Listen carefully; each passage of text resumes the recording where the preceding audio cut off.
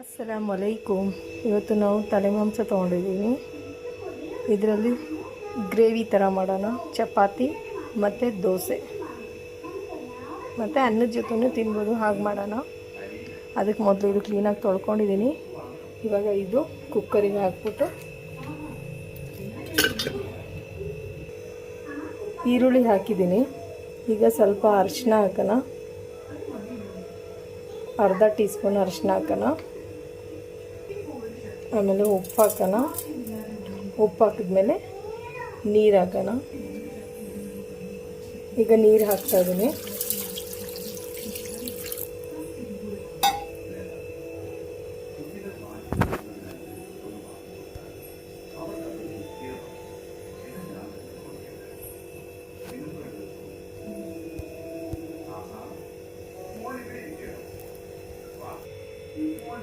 ತಲೆ ಮಾಂಸ, ಈರುಳ್ಳಿ, ಅರಿಶಿನ, ಉಪ್ಪು ಇದು ಹಾಕ್ಬಿಟ್ಟು 4 ವಿಸಿಲ್ ಕೂಗಿಸ್ಕೊಳ್ಳೋಣ. 4ರಿಂದ 5 ವಿಸಿಲ್ ಕೂಗಿಸ್ಕೊಳ್ಳೋಣ. ಕುಕ್ಕರ್ ಮುಚ್ಚಳ ಹಾಕ್ಬಿಟ್ಟು ಸ್ಟವ್ ಆನ್ ಮಾಡಿಕೊಂಡು 5 ವಿಸಿಲ್ ವೇಟ್ ಮಾಡೋಣ. ಈಗ ಇದು ಬೆಂದಿದೆ. ಇದಕ್ಕೆ ಏನೇನು ಮಸಾಲೆ ಬೇಕೋ ಅದು ರೆಡಿ ಮಾಡ್ಕೊಳ್ಳೋಣ. ಸ್ಟವ್ನ ಆನ್ ಮಾಡ್ಕೊಂಡಿದ್ದೀನಿ. ಈಗ ಈ ಕಡಾಯಿ ಇಡ್ತಾ ಇದ್ದೀನಿ. ಸ್ವಲ್ಪ ಇದು ಬಿಸಿ ಆದ ನಂತರ ಎಣ್ಣೆ ಹಾಕೋಣ. ಎಣ್ಣೆ ಹಾಕೊಳ್ಳೋಣ. ಕಾದಿದೆ.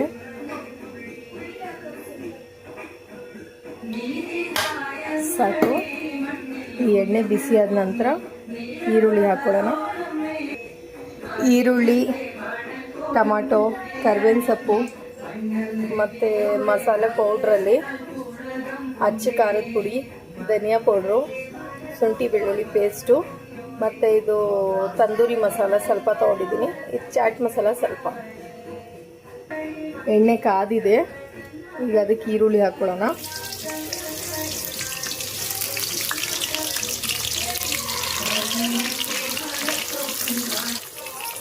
ಈಗ ಕರಿಬೇವಿನ ಸೊಪ್ಪು ಹಾಕ್ಕೊಳ್ಳೋಣ ಇದರಲ್ಲೇ.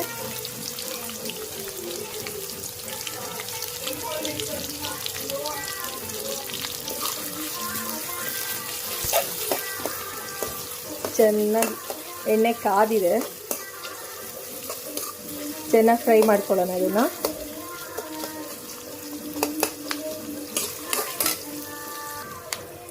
ಇಷ್ಟು ಫ್ರೈ ಆಗಿದೆ. ಈಗ ಇದರಲ್ಲಿ ಶುಂಠಿ ಬೆಳ್ಳುಳ್ಳಿ ಪೇಸ್ಟ್ ಹಾಕೋಣ. ಈಗ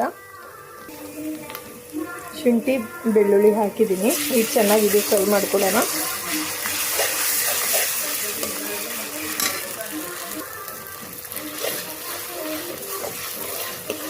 ಈಗ ಇದರಲ್ಲಿ ಧನಿಯಾ ಪೌಡ್ರ್ ಹಾಕೊಳ್ಳೋಣ.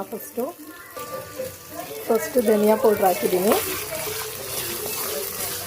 ಇದನ್ನು ಚೆನ್ನಾಗಿ ಫ್ರೈ ಮಾಡಿಕೊಂಡು ಒಂದು 10 ಸೆಕೆಂಡ್ ಫ್ರೈ ಮಾಡಿಕೊಂಡು ಅದಾದ ನಂತರ ಅಚ್ಚ ಖಾರದ ಪುಡಿ ಹಾಕೋಣ. ಅಚ್ಚ ಖಾರದ ಪುಡಿ ಹಾಕಿದ್ದೀನಿ. ಇವಾಗ ಇದು ಚೆನ್ನಾಗಿ ಫ್ರೈ ಮಾಡ್ಕೊಳ್ಳೋಣ. ಸ್ಲೋ ಮಾಡ್ಕೊಳ್ಳೋಣ ಸ್ವಲ್ಪ ಸ್ಟೋವ್ನ. ಈಗ ಇದು ಚೆನ್ನಾಗಿ ಫ್ರೈ ಮಾಡಿಕೊಂಡು ಚೆನ್ನಾಗಿ ಮಿಕ್ಸ್ ಆಗಿದೆ. ಈಗ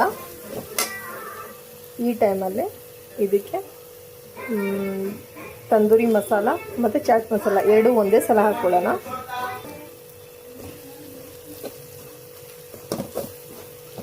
ಈಗ ಇದು ಚೆನ್ನಾಗಿ ತಂದೂರಿ ಮಸಾಲ ಮತ್ತು ಚಾಟ್ ಮಸಾಲ ಹಾಕ್ಕೊಂಡಿದ್ದೀನಿ. ಚೆನ್ನಾಗಿ ಮಿಕ್ಸ್ ಮಾಡ್ಕೊಳ್ಳೋಣ. ಇದನ್ನು ಮಿಕ್ಸ್ ಆದ ನಂತರ ಇದಕ್ಕೆ ಟೊಮಾಟೊ ಹಾಕೋಣ. ಈಗ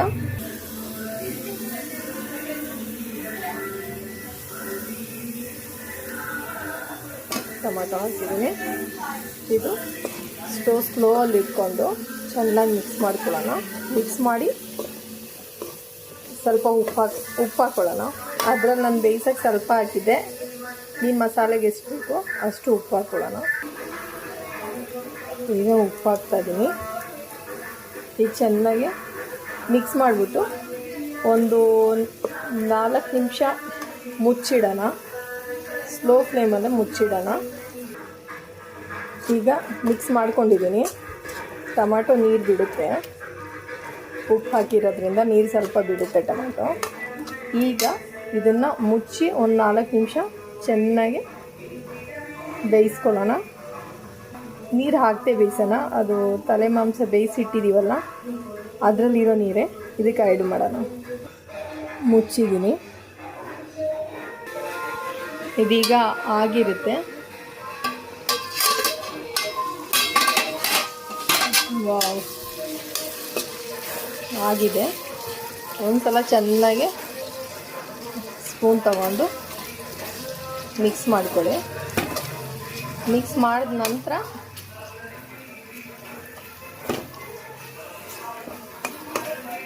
ಚೆನ್ನಾಗಿ ಮಿಕ್ಸ್ ಮಾಡ್ಕೊಳ್ಳಿ. ಮಕ್ಕಳು ಟೊಮಾಟೊ ಇದೆಲ್ಲ ತಿನ್ನಲ್ಲ, ಎತ್ತಿ ಬಿಸಾಕ್ತಾರೆ. ಅದರಿಂದ ಚೆನ್ನಾಗಿ ಮಿಕ್ಸ್ ಮಾಡಿಕೊಂಡು ಬೆಂದಿರುತ್ತಲ್ಲ ಅದನ್ನು ಚೆನ್ನಾಗಿ ಮ್ಯಾಶ್ ಮಾಡ್ಕೊಳ್ಳಿ. ಅದಾದಮೇಲೆ ಇದು ಬೇಯಿಸಿಟ್ಕೊಂಡಿರೋಂಥ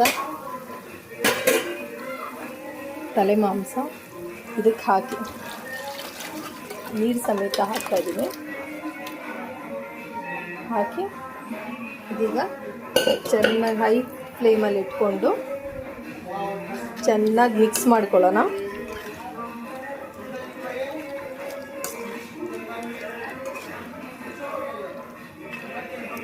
ಯಾವುದೇ ರೀತಿ ಕೊತ್ತಂಬರಿ ಸೊಪ್ಪು ಅದು ಇದು ಏನಿಲ್ಲ, ಎಕ್ಸ್ಟ್ರಾ ಏನು ಬೇಕಾಗಲ್ಲ.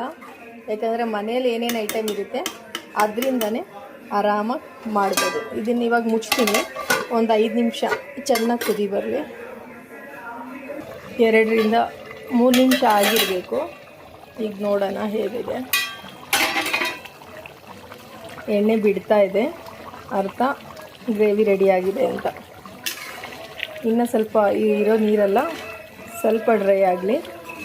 ಹೈ ಫ್ಲೇಮಲ್ಲೇ ಇಟ್ಟು ಇನ್ನು ಒಂದು 2 ನಿಮಿಷ ನೋಡೋಣ. ಚಪಾತಿ ಜೊತೆನೂ ತಿನ್ಬೋದು, ಅನ್ನದ ಜೊತೆನೂ ತಿನ್ಬೋದು, ದೋಸೆ ಜೊತೆ ಅಂತೂ ಸೂಪರಾಗಿರುತ್ತೆ ಕಾಂಬಿನೇಷನ್. ಈಗ ಇದು ರೆಡಿಯಾಗಿದೆ. ವಾವ್, ನೋಡಿ ಹೇಗಿದೆ.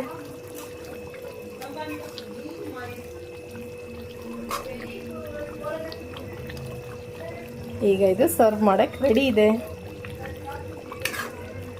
ಅಸ್ಸಲಾಮು ಅಲೈಕುಮ್. ನಡೀರಿ ಮಟನ್ ತಲೆ ಮಾಂಸ ಗ್ರೇವಿ ಮಾಡೋಣ. ಇದು ಹೇಗೆ ಮಾಡಿದ್ದು ಅಂತ ನೋಡೋಣ.